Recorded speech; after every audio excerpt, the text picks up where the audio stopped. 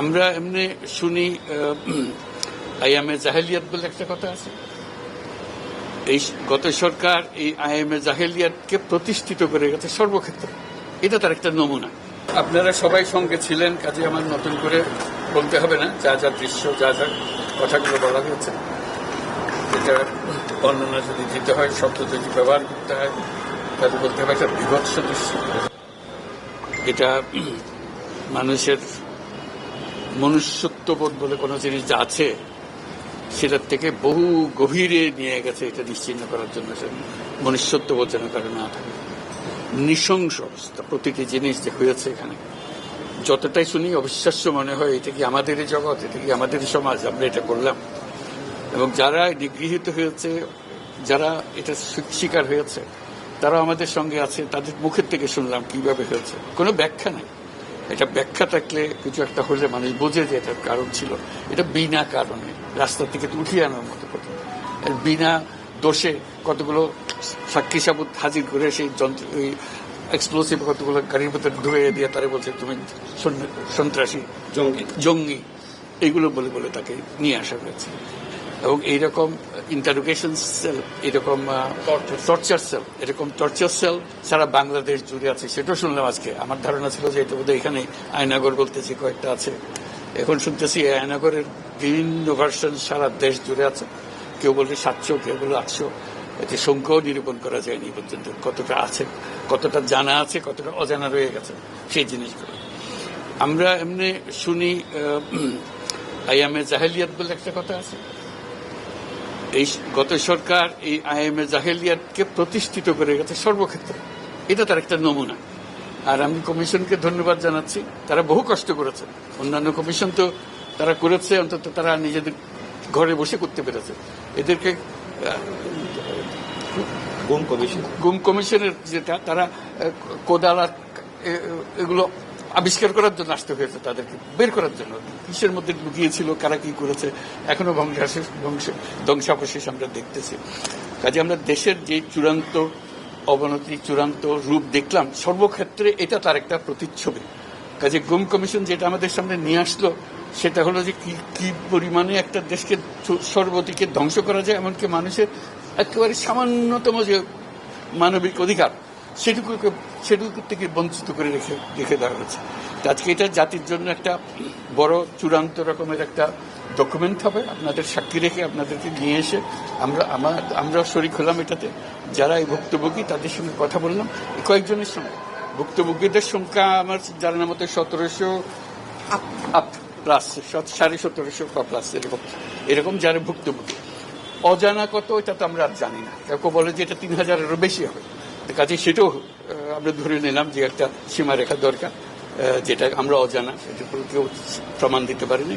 এই যে উদাও হয়ে গেছে, মানুষ নিশ্চিহ্ন হয়ে গেছে, কেউ বলতে পারছে না সে কোথায়। তার মেয়ে আপনাদের সামনেই ছিল আজকে, যে বলছে আমার মাকে কোথায় নিয়ে যাওয়া হয়েছে। আজ 9 বছর করে, 9 বছর ধরে আমরা আর খোঁজ পাইনি। সে নিজেও ছিল, 11 বছর বয়সে ছিল, সে মায়ের সঙ্গে ছিল, তাকে রেখে মাকে নিয়ে চলে গেছে। এই হলো সামান্য একটা দৃশ্য। এই দৃশ্য বড় করুণ দৃশ্য। এবং এটার কঠিনতম যে লেসনটা হলো, যারা করেছে তারা আমাদেরই সন্তান, আমাদেরই ভাই, আমাদেরই ঘনিষ্ঠ আত্মীয়, তারাই করেছে। এবং আমরা এই সমাজকে যদি এর থেকে বের করে না আনতে পারি, তাহলে এই সমাজ তো টিকে থাকবে না। যে এইভাবে যদি আমাদের হয়, আমাদের সন্তানরাই যদি এগুলো করে, এবং তারা যদি এইরকম কাজ করতে পারে, যে মানুষের পক্ষে যেটা সম্ভব। একজন বলছিল ওই যে খুপড়ির মধ্যে তাকে রাখা হয়েছে, গ্রামে তো মুরগির খাঁচা এর চাইতে বড় হয়। এরকম অবস্থা, মুরগিও নড়াচড়ার যেরকম জায়গা পায় না, ওরও নড়াচড়ার কোনো জায়গা নেই। ওকে ব্যবস্থা রাখা হয়েছে, মাসের পর মাস, বছরের পর বছর তাকে ব্যবস্থা রাখা হয়েছে। এটা মানুষের সামনে এখন বিচার রইল, কিভাবে আমরা আবার নতুন করে সমাজ গড়তে পারি, যাতে করে আমরা এই যে এটা আমাদের সবারই অপরাধ, যেটা হতে দিয়েছি আমরা দেশে। আজকে আমরা মুক্ত হলাম, সে মুক্ত বাংলাদেশে আমরা যেন নতুন করে আবার সমাজ গড়তে পারি। এটার থেকে একেবারে অতি দূরে যেন আমরা চলে যেতে পারি।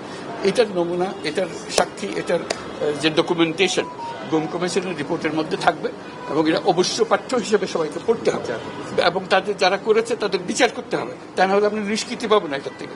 এই যে কাজগুলো করে গেল তারা, তা না হলে আমরা আবার মুক্তভাবে বলবো কি করে যে আমরা এই দেশের মানুষ, আমরা পরিষ্কার। যারা করেছে তাদের জন্য আমরা কেন মুক্ত হতে যাব? তাদের সে বিচার করবো, জনসাধারণ বলবো যে হ্যাঁ এটা উচিত বিচার হয়েছে, তখন আমরা এটার থেকে মুক্তি পাবো। সেটাই হলো আমাদের আবেদন দেশের সবার কাছে, এই বিচারটা যেন আমরা করে ফেলতে পারি। এইগুলো সব এভিডেন্স, যা যা আমরা দেখলাম, এভিডেন্সগুলো সিলগালা করে রাখা হবে যাতে করে কেউ বিনষ্ট করতে না পারে, যখন বিচারের কাছে যেহেতু এটা প্রমাণ হিসেবে ব্যবহার করতে পারে, সেই হিসেবে আমরা থাকি। ক্ষতিপূরণ হিসেবে আমরা দেখি না, আমরা দেখছি যে ন্যায় বিচারটা তার জন্য হয় অতি তাড়াতাড়ি হয়, যে বিচার দীর্ঘসূত্রিতায় পড়ে থাকবে সেই জন্য এটা থেকে নিষ্কৃতি পায়, এটা আমাদের ফার্স্ট প্রেফারেন্স। তারপর দেখা যাবে তাদের কি করা যেতে পারে। তার জীবনটা ফিরিয়ে দিতে পারবো না যে জীবনের মাধ্যমে সে গেছে, তো অন্তত দেখলে মনে সান্ত্বনা হবে। আমি জায়গাটা দেখে এসেছি। ওই মেয়েটা, যে বাচ্চা মেয়ে যে বলতেছেন আমার মাকে আর দেখতে পেলাম না, কোথায় চলে গেল, আজ পর্যন্ত কেউ খবর দিতে পারলো না সে বেঁচে আছে না মরে গেছে, মরে গেলে কোথায় আছে। The whole existence of this government is because of this, that we don't want to stay in that darkness that has been created around us. So we want to create a new environment, new, as we say, new Bangladesh, as the students have been claiming all the time. So that led to the reform commissions. One of them is this disappearance commission, which led us to see this thing. If we didn't have that commission, probably it will be just a storytelling. Nobody will believe, somebody will say yes, somebody will say no. Now they have concrete proof, and now they will go to the justice. So this is one step. And then what happens to the rest of the institutions? You are dealing with something that have done. Will this be repeated in future? That's something we have to make sure that it's not repeated in future. No way, nowhere near it. This is the worst ever in the whole world possible. So we don't want to have anything to do with it. We'll be as normal as any civilized human being could be. So that's our commitment. That's what the reform commissions are all about. And since you asked the question, I'm very grateful to the Commission for taking the trouble. It was not an easy job. They had to fight in all directions to discover. This is a whole discovery mission. It's not as simple going and taking evidences and writing reports about it. So they had to really detectives in very serious way. And they're still worrying about whether we can keep the evidences as they are after all this thing happened. So this is our commitment. We want to create that society and that world for us.